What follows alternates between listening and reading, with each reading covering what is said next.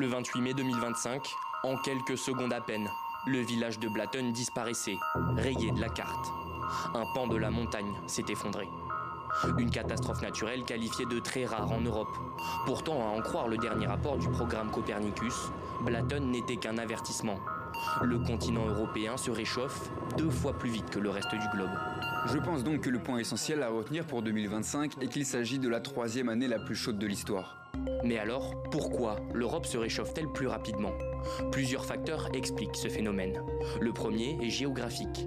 Au nord du vieux continent, l'Arctique se réchauffe 3 à 4 fois plus vite que le reste de la planète et influe par conséquence sur la moyenne européenne.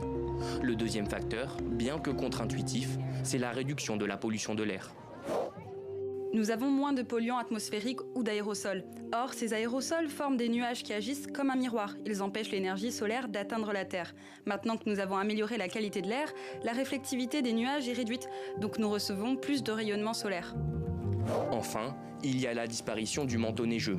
La roche foncée absorbe plus d'énergie que la neige blanche et provoque en conséquence un réchauffement des vallées montagneuses. Ces phénomènes, ils expliquent en grande partie le nombre record d'épisodes caniculaires en 2025, des vagues de chaleur qui entraînent des sécheresses et des méga-feux. En proie aux flammes, c'est l'équivalent de la superficie de Chypre qui a disparu en Europe en 2025.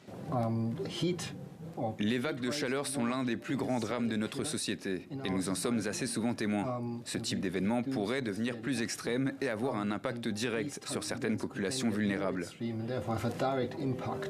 Parmi les rares satisfactions, il y a les énergies renouvelables. Pour la 3e année consécutive, leur part est supérieure à celle des énergies fossiles concernant la production d'électricité.